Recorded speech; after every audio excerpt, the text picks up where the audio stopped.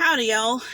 So, I'm in the car, um, in the drive through on the way to get food, and I feel a video of brewing, so I might as well do it while I have the time, energy, and um, while it's fresh. So, yeah, I literally heard last night actually. I was scrolling YouTube. I mean, of course, hold on. Yeah, so I was scrolling YouTube and found the most randomest video ever about Walmart and their surveillance um, that they are using now, and just how it's just becoming more and more dystopian. And um, there's just really this thing about, shoplifting kind of reaching an all-time high, and them sort of using countermeasures that are really impacting everyone. And you sort of have to wonder if they sort of meant for that to happen so that they could then roll in whatever they were planning to do anyways, but that's a whole other video. So it's getting real dystopian at Walmart. Self-checkout, facial recognition, uh, a lot of privacy invasion, et cetera, et cetera. But one thing that stood out to me was that someone said, you know, that Walmart is seeing all of your petty thefts or whatever, and they're just not reporting them or letting you know about it because they're waiting for them to get to whatever threshold um, for your particular state, whether it be like $1,000 um, for before it becomes a felony charge. So they're just letting you get in there and rack up your debt until it's a felony, until they can, you know, get that money back somehow and do legal action against you. So it's not that they are good for it, and you can just keep getting the 5-finger discount at Walmart. Eventually, they're just biding their time because they can afford to do that. They can afford to buy their time. They can't afford for every single person in the world to think that they can just do whatever they want and shoplift at Walmart. So a lot of people, I'm assuming, uh, feel a way about that. Maybe they feel like that's unfair. Maybe they feel like that's unfair or that's dirty that Walmart would not tell you that they're what they're doing. And the whole time I'm thinking, okay, this is totally going to preach, because not to say that God is doing the same thing, but it's very similar. If we're talking about, you know, because some people think that God just has unlimited grace, but sin reaches a height. It reaches a limit. It does talk about, iniquity and sin reaching its height before he does what he needs to do. I mean, it's the same with Sodom and Gomorrah, and you can say, oh, that's Old Testament. Well, or the flood. Oh, that's Old Testament. Yeah, those are old precedents for what's coming. And listen, the blood of Christ is doing a lot of work. It's giving us a lot of stuff. But the idea that God is just going to let sin encroach upon the earth until it's completely, like, till we're all a nub, like, that doesn't make any sense. And that's not what he's doing. And plus, if you want to say that Walmart is bad for doing that because they're springing it on people, first of all, if you've stolen enough stuff at Walmart that you now have felony charges against you because you've stolen up to $1,000, you're a thief, and you need to go to where they put thieves. Now, okay, you steal a couple big ticket items, I'm pretty sure they wouldn't, you wouldn't make it past the door. Okay, but there's people out there that are, mascara stealing and nail polish stealing, they're all the way up to a felony. And if that is the case, I think we can all say that you need to do some time. You have a problem, and you are just going in one in a direction that you just need to stop. You just done lip glossed and fake necklaced your way to a felony. That is a problem.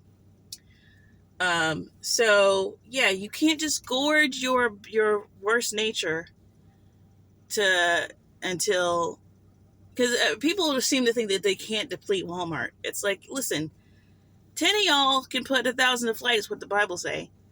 So if you really wanted to do it, like, thank goodness that stealing is discouraged in society. Because the moment it becomes like, hey, it's whatever, do what you have to do, we're going to see what people are capable of. And that's happened already multiple times with different issues that we could talk about all day. So I'm just thinking, like, okay, if somebody wants to get salty about Walmart's secret felony scheme, okay, let's say that Walmart publicly says, hey, we're watching you, we're keeping track of you, and the minute you steal up to $1,000 worth of stuff, it's over for you. Is that fair?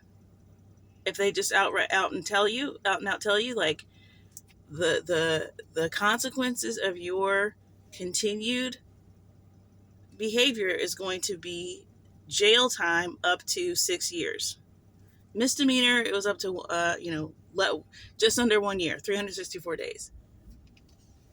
Now it's going to be 6 years. And let's say that you still decide that you're going to steal anyways, and you end up with felony charges. Do you not think that should happen? What did you think was going to happen? Let's say somebody goes, oh, well, that's not true. Walmart can't even do that. They're not even legally allowed to do that. They just have to say that. They just say that to you to scare people into, because it's easy to scare people into not doing it. They don't have to pay any money for any countermeasures. All they got to do is just scare you into behaving, and then that's all they got to do. And there's not any real consequence. Are you really going to listen to that? Or are you going to take them seriously? First of all, the fact that you would even have to do that. Hold on a second. Okay. So yeah, the fact that it's already bad enough that fear of punishment is not enough to deter you from stealing up to $1,000 worth of stuff. Like that is your inner monologue. It's like, ooh, can I get away with stealing $1,000 worth of stuff at Walmart? Oh no, can I or can I not? Like it's already real. That's real bad. That's real bad. And then you go, nah, it's probably fine. Then,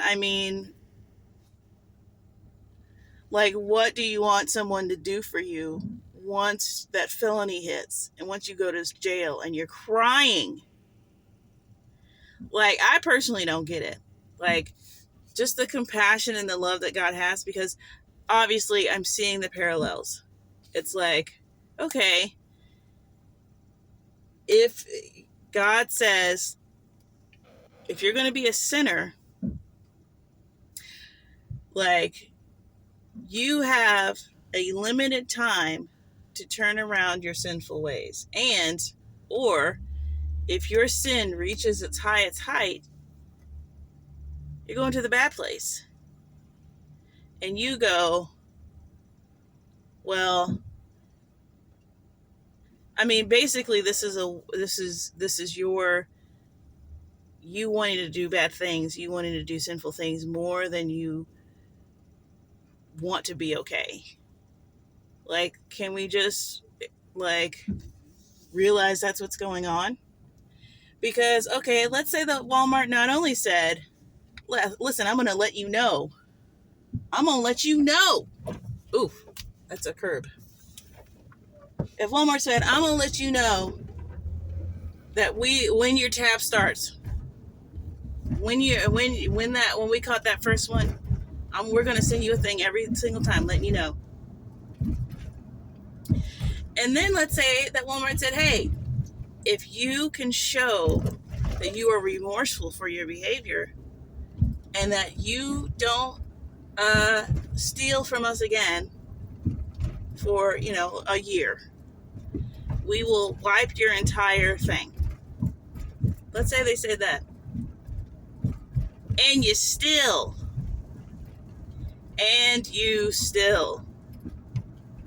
Like, that to me is like the ultimate finding of the information. You found out something about yourself that you didn't know. We found out something about you that you didn't know. And we don't even need to know the details. All we need to know is that you went to jail for Walmart felony. Like, nobody is gonna, no one, I mean, people might be sad in the sense of like, man, it's sad that she couldn't get it together. But like, if Walmart both let your petty lip gloss theft accumulate to $1,000, told you that they were doing it, and warned you, something, you got a text or something every time, and then said, hey, if you can stop stealing and if you show a change in behavior and a show of remorse and don't steal from us for 1 year, we'll wipe your whole thing clean. And you steal, like, call me crazy, but like, that seems like more than fair. That seems generous at that point. And you can say a bunch of stuff about, real world. You can't really compare anything to what's going on in the real world right now, because everything in the real world is designed to create this monkey time zoo-like environment. It's not meant to convey the true law of reality. But I don't know, if you don't agree with what I'm saying, like, yeah, then we are not the same. But like, that's basically, when Walmart does it, it's super generous. When God does it, he's a tyrant. That's what I'm getting at. And also, it sounds perfectly reasonable. You know that it does. The problem is, people don't want to believe that is really the stakes, that any of this God stuff is real. And the reason why they don't want to believe that any of this God stuff is real is because in the event that it's not, and they miss out on all of the sin that they would have gotten to do because they believed about fake Sky Daddy and it wasn't even real. And now there's like all these girls that you could have got to smash, and all of this stuff that you could have got to do, and all of these blasphemies that you could have got to laugh about with your vapid friends, and you didn't get to do that. Like, it's so telling. It's so telling. Just like the person who goes to Walmart to go to jail off of felony Walmart theft, especially adding all of the new stuff that I added that isn't even real, the new mercies. It's so telling when that person ends up where they're at. And it's also very telling when somebody goes, they're not going to do that, when they doubt that that's even a thing. The denial is there because the denial has to be there, because they so desperately want to steal lip gloss from Walmart continually that they have to put the dangers out of their mind. Like, something's wrong with you. Something's wrong with you, and should you go to jail, meaning should you be punished? I don't know, but you should definitely, like, I don't want you around my kids. Like, you have a problem. You cannot, like, that's just one of the main sins. Thou shalt not steal. You know what I mean?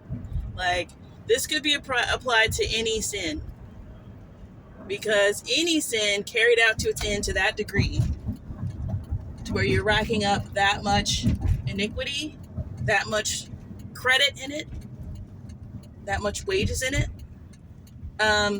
Yeah, you do you see how like you technically deserve hell, like,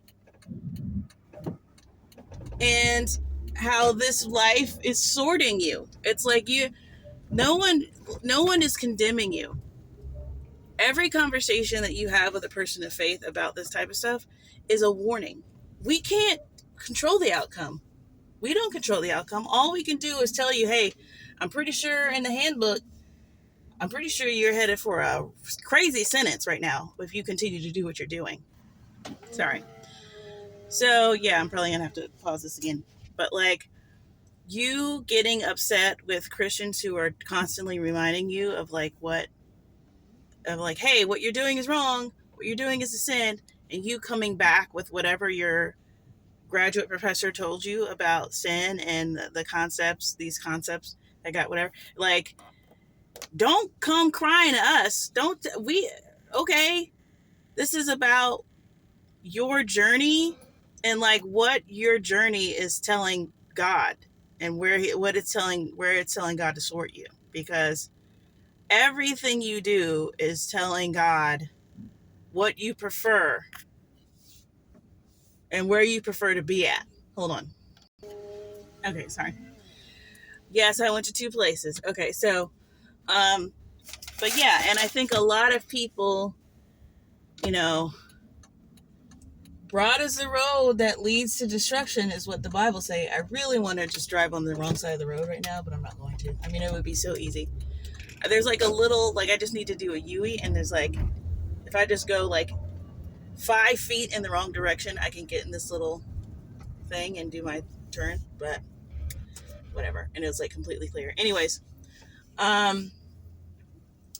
so yeah, like we're just sounding the trumpet. It's very uncomfortable for most of us.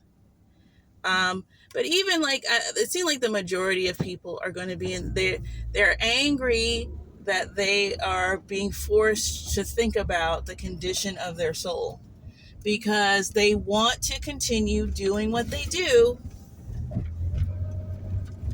while being in a good mood about it, and they don't want to have to consider something because each time it's brought up to them. Just think about if you were stealing from Walmart and you're like, oh, I do this to feed my kids, and then Walmart kept sending you notices every single time you took something and said, here's your balance, here's what's remaining. A person who's going to steal from Walmart like that, knowing full well that they can see them and that they know and that they have a person who's going to steal from Walmart is likely to just never open those letters. So, time and living is going to do this job. And then our job as Christians, aside from, I don't know if it's necessarily our job, it just comes out of us where, Paul says not to judge each other, don't judge the world. And, don't try to just keep yourself from being in the company of sinners. Like if you did that, you would have to just never leave your house. So it's not so much that it's our job to police everybody, but it is hard when you're living in a culture like America that is being artificially shaped, which it's not like this place was pagan and then the Christians are just sort of springing up in these little places and just being obnoxious. It's like this was something that was widely, if you go back far enough, it was basically like across the board, no matter who you were, there's these beliefs that people held. And that's sort of slowly getting gnawed away. And yeah, of course, nobody wants that. Liberals wouldn't want their ideals to get suddenly gnawed away by movements. They're very protective of the strides they've made. So, the only reason why you see Christians speaking up at all and being bold at all is because they're trying to preserve an existing territory. It's not like, oh well, we just like to be in people's business. By and large, and like, I'm basically from that camp of Christians who, uh, if I see any the things that I see that happen in the church, it's not so much the hypocrisy and the other things that seem to perturb people to bits. To me, it is the infiltration of impurity that can go in like a virus and multiply, burst, go out in those places and multiply, burst, and do the same thing over and over. Those are the type of things that I'm like, okay, we have to speak up. We have to do anything we can to keep this contagion from overturning the things that God, it's like, these are things that grieve God. They're not like matters of opinion. And if people be like, oh, the church hurt me. It's like, yeah, because you were trying to plant a bomb in the basement. So then we yelled at you for doing that, and then we spoke in tongues about it. And then because you were full of the devil, and then you left because you couldn't stand to hear the tongues. And now the church is like doing too much, and it's hurting people who need help, and all of this nonsense. Like, I just see a lot of, it's like those people that go into the Walmart. This doesn't happen much anymore. I don't know if this is a 90s thing, a 2000s thing, but the people that go into these big stores and, slip and fall and get a lawsuit, like, I see a lot of that type of fraud and using your protected status to overthrow powers that you wouldn't otherwise be able to overthrow. I see that more than I see, yes, I see there is a lot of friendly fire. I'm not going to say that. I sort of steer clear of it because I don't, I'm just a weird person. But even that, to me, that has nothing to do with the church. That pretty much everywhere I go, I see that. That's just people being weird. Obviously, if you're in a club, if you're a famous socialite, the rules are different than church rules. But the same thing applies when someone's not following the rules.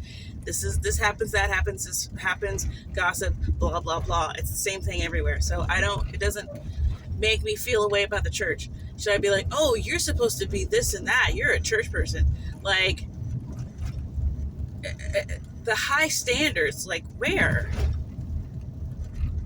You just need to find where your people are and go grow and flourish. Like, who cares? Like if you find some weirdo wackadoo church, like, just move on. There's plenty of places that you don't have to deal with that, and you don't have to be mad about that. So I don't know. I got off a little bit on that, but the main thing was like, that Walmart felony thing. I mean, I don't want to say like that's exactly what God's doing, but he's doing something like that. People seem to think that he's never, like, the people that can't wrap their mind around the punishment. It's like, okay, fine, you can't wrap your mind, but just think of it like this. Because that Walmart thing, everybody can get behind. If you got $1,000 before you hit felony charges at Walmart, at Dollar Tree, how much sin should Dollar Tree, how much lawlessness should Dollar Tree tolerate from each individual customer that shops there? I mean, before they say, okay, enough. And the idea that you just want to deplete God, like, you can't do that. But if you could, you would deplete God till, like, because you're an infinite being too. And so you just always want. And so you just sin until everything's used up and go to the next place. And he's just supposed to let you just keep doing that for eternity. Like, we are in a flawed state right now. We will be in a perfected state later. That is why he has to limit your iniquity on the earth. It's not about like, oh, you exist, now it's time for you to be punished. Like, you existing, you coming into this world was not, this isn't the final place. This is a sorting hat. This is a testing place. And you have your conscience, you have your spirit, you have all of these things that are supposed to help you navigate and understand that God exists and God is real. And these type of conversations are some of the only times that people get to really play around with those senses, because they see that there's an inner battle going on that is strategically almost never brought up in anything else. It's, hey, buy this, and hey, look at that, and hey, the latest this and this and that, because nothing in this world needs you thinking about your eternal soul. And there's tons of reasons for that are both spiritual and not. So yeah, sometimes the condemnation talk and the talk about sin and the uncomfortable hell talk is the only time that you get to sort of be meta for a second and go, wait, what am I doing though? And most people absolutely hate it. And guess where they end up? Guess where they end up?